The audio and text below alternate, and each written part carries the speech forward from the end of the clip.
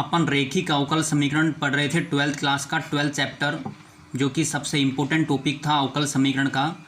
इसके मैंने 7 वीडियो यानी कि लास्ट वीडियो में रेखिक अवकल समीकरण लीनियर डिफरेंशियल इक्वेशन स्टार्ट की थी। मैंने आपको बताया था कि एग्ज़ाम के अंदर इस रेखिक अवकल समीकरण की पहचान कैसे करेंगे कि रेखिक अवकल समीकरण है या फिर नहीं है। इससे पहले वाला टॉपिक मैंने फिनिश किया है समघात अवकल समीकरण, होमोजीनियस डिफरेंशियल इक्वेशन, वो भी वेरी वेरी इंपॉर्टेंट थी। मैंने कहा था इसका 6 नंबर का एक क्वेश्चन आता है अथवा भी आता है 100%। ठीक है, तो मैंने आपको 3 क्वेश्चन कंप्लीट करवा दिए थे। क्वेश्चन नंबर 4 आपके सामने लिखा हुआ है बेटा, 1 + x² dy/dx + 2yx = 4x²। सबसे पहले आपको पहचान करनी है कि ये जो रेखिक अवकल समीकरण है या नहीं है। देखो यहाँ पे कांस्टेंट भी है, x की पावर 2 भी है, y भी है, x भी है, फिर x भी है। यानी कि इस अवकल समीकरण में मैंने कहा था एक आपको यदि y मिलता है तो 100% उसको dy/dx से हल करते हैं। ये मैं आपको एक पहचान बता रहा हूँ। इसमें एक x मिलता है उसको 100% dx/dy से हल किया जाता है। ये पहचान है बेटा रेखिक अवकल समीकरण की। तो एग्ज़ाम में मिस्टेक नहीं होगी, क्योंकि dy/dx से जिसको करना है, यदि आप उसको dx/dy से कर देंगे तो रॉन्ग हो जाएगा। तो आप पहचान करें कि ये dy/dx से होगा कि dx/dy से होगा। तो बेटा इसमें आप देखो, आपको एक जगह y दिख रहा है, यानी कि एक y है तो 100% dy/dx से सोल्व करना होगा। पहचान समझ में आ गई होगी आपको। तो देखिए, फिर मैंने कहा था कि dy/dx का गुणांक 1 होना चाहिए।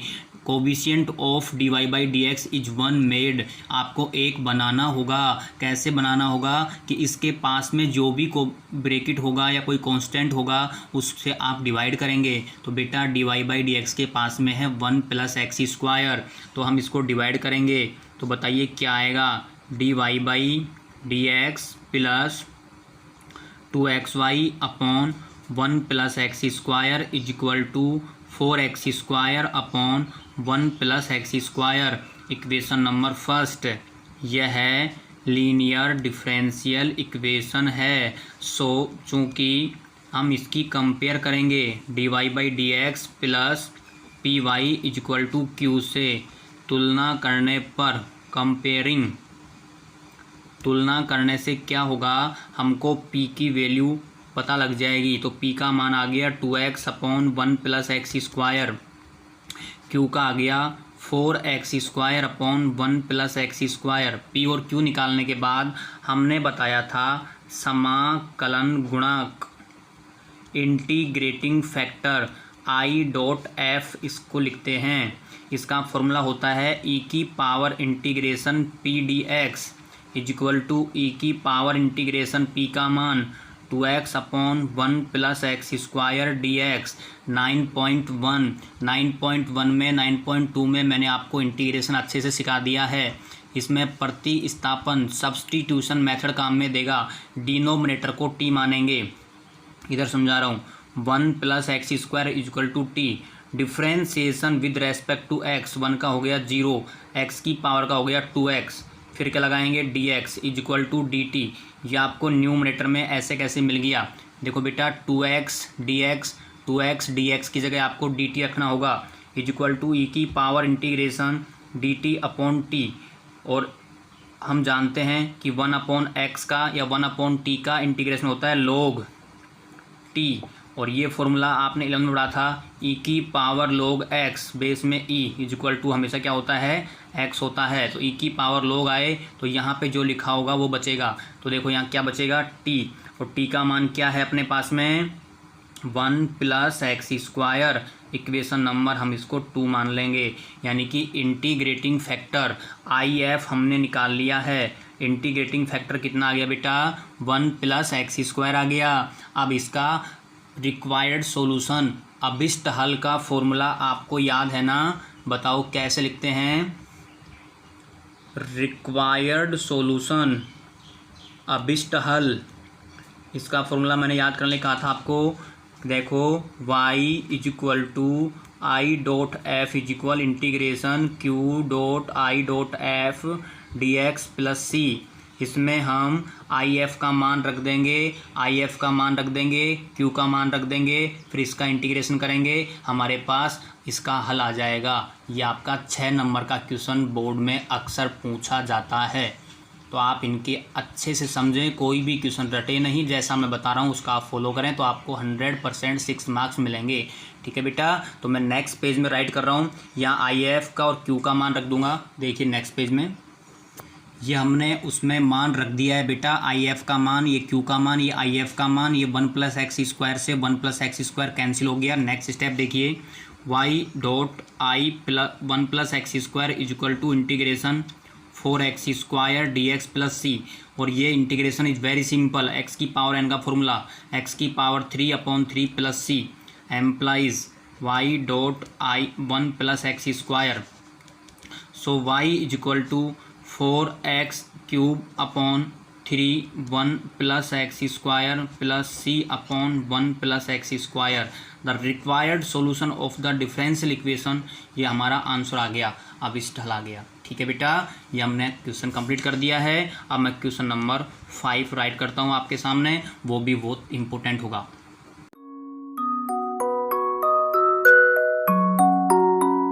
Question number 5 very very important, केवल एक ही क्वेश्चन है आपकी बुक के अंदर उस चैप्टर में 12.7 में एकमात्र क्वेश्चन है जो वेरी इंपॉर्टेंट है, जो कि आपको dy/dx से नहीं करना होगा। सबसे पहले तो आप देखो सब इम्पोर्टेंट क्यों है।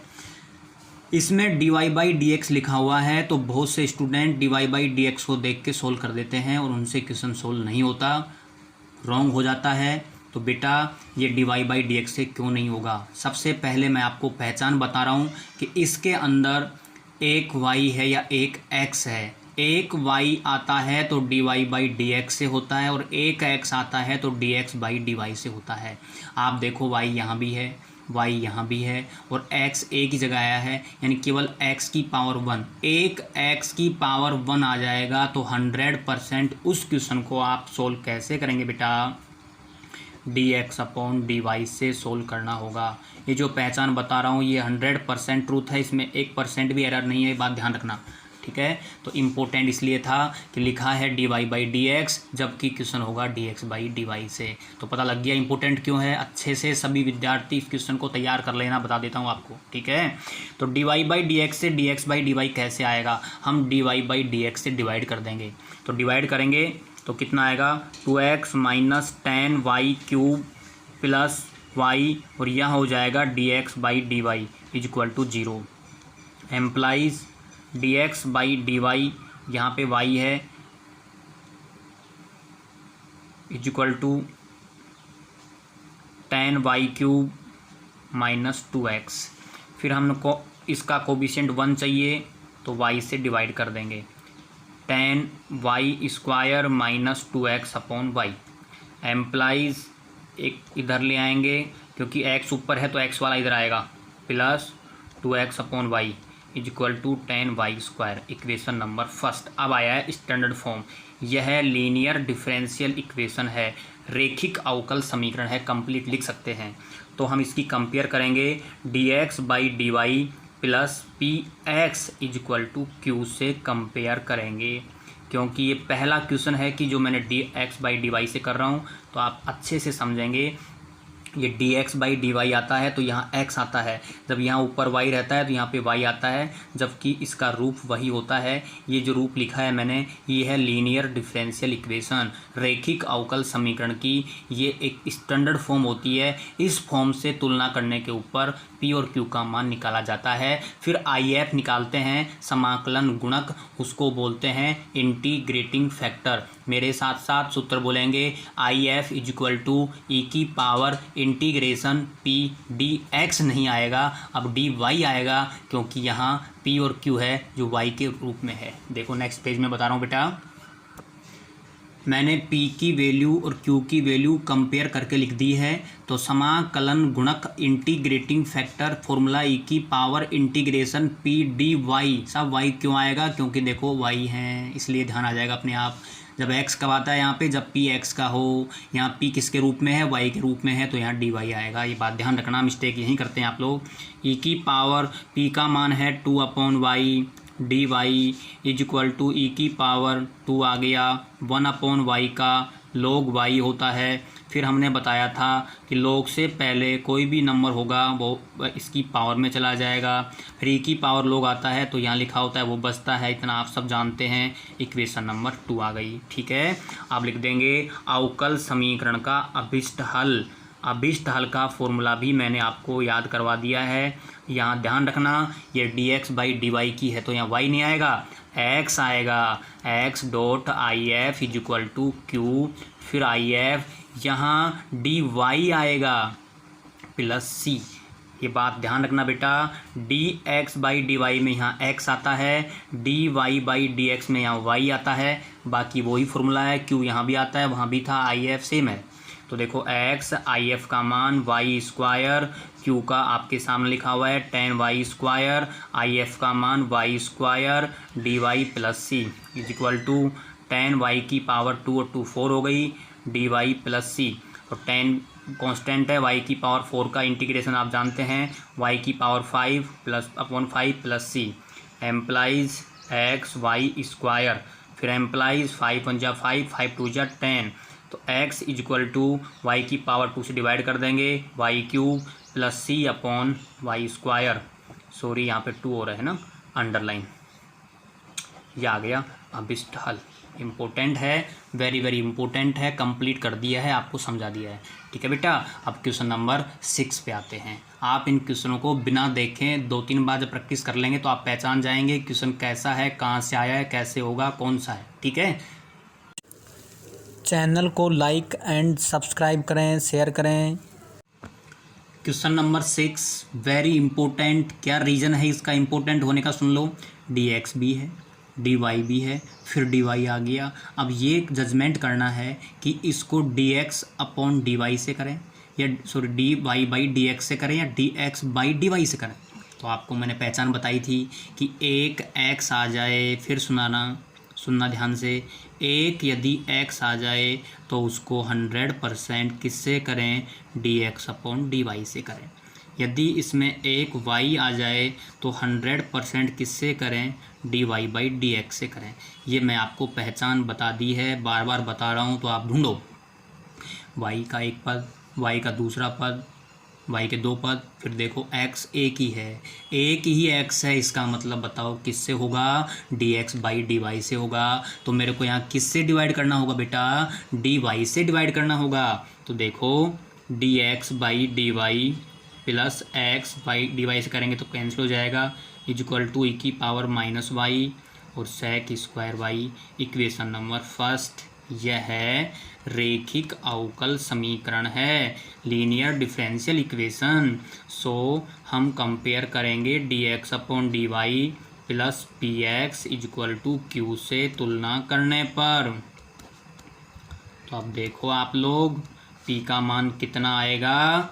p का मान 1 और q का मान आ गया आपके पास e की पावर -y sec²y। फिर क्या निकालते हैं बेटा?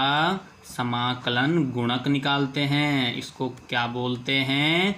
इंटीग्रेटिंग फैक्टर बोलते हैं। इसका फॉर्मूला होता है e की पावर p dy आएगा, क्योंकि यहाँ dy है नीचे तो समझो y आएगा। e की पावर p का मान क्या है?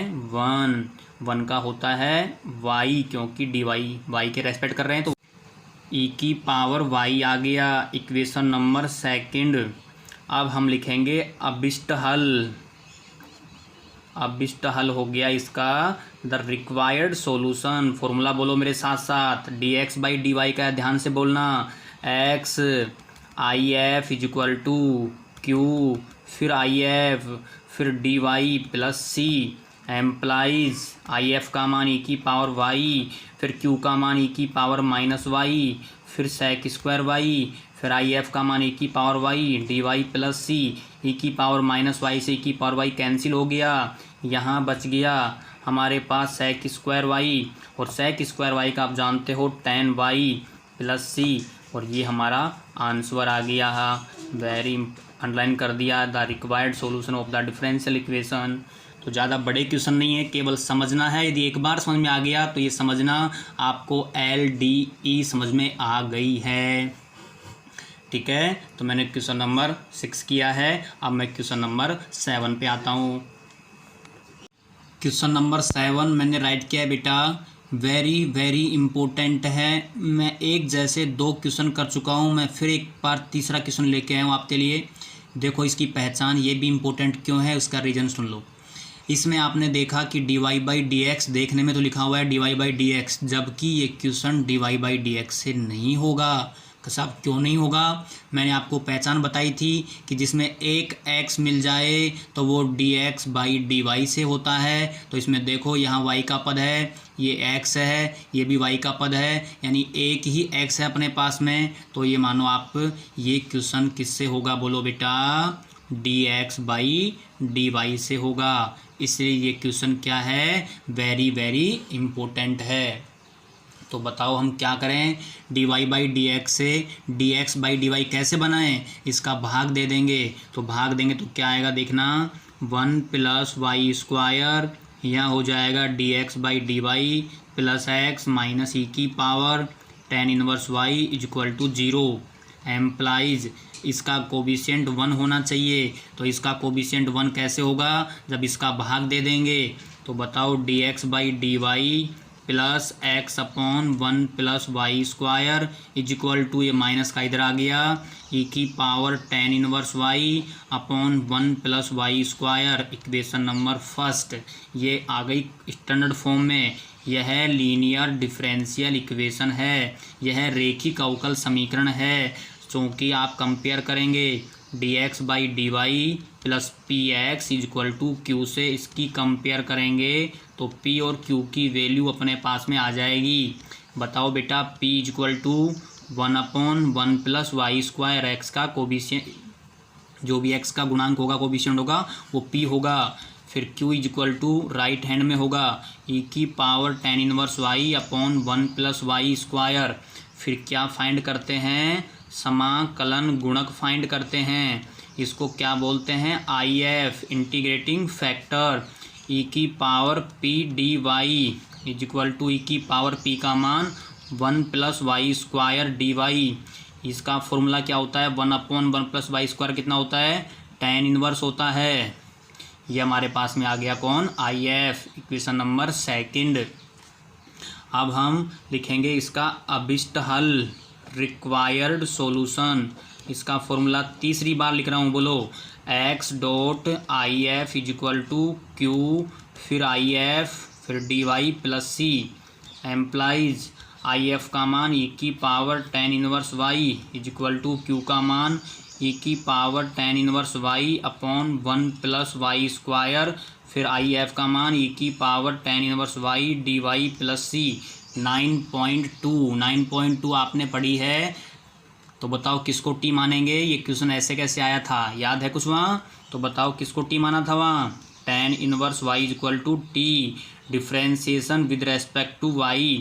tan इनवर्स कितना होता है? 1/1 + y² dy equal to dt। तो हम इसकी जगह dt पुट कर देंगे। तो देखना, एम्प्लाइज x e की power tan inverse y equal to e की पावर t, e की पावर t और dy, और इसकी जगह क्या आ गया? dt प्लस सी। e की पावर t हो गया e की पावर 2t, और e की पावर 2t का इंटीग्रेशन बताओ कितना होता है? e की पावर 2t अपॉन 2 प्लस सी। एम्प्लाइज x e की power tan inverse y, t का मान वापस रख देंगे। t का मान रखने के बाद क्या आएगा? t का मान tan इनवर्स y, और फिर हम इसको अंडरलाइन कर देंगे या फिर e की पावर tan इनवर्स से डिवाइड कर देंगे। ठीक है। तो इसलिए वेरी इंपॉर्टेंट, मैंने इस वीडियो में वेरी इंपॉर्टेंट क्वेश्चन किए हैं। इसका मतलब सबसे ज़्यादा इंपॉर्टेंट वीडियो है। कंप्लीट एक बार देख लें, फिर दोबारा देख लें समझ नहीं आए तो, लेकिन ये क्वेश्चन आपको आने चाहिए 100%। ठीक है बेटा, फिर हम मिलते हैं आपको नेक्स्ट वीडियो में। ये मानना लगभग लीनियर डिफरेंशियल इक्वेशन फिनिश हो चुकी है। कोई 1-2 क्वेश्चन रह गए हैं, वो आपको नेक्स्ट वीडियो में मिलेंगे। ठीक है बेटा, बाय बाय।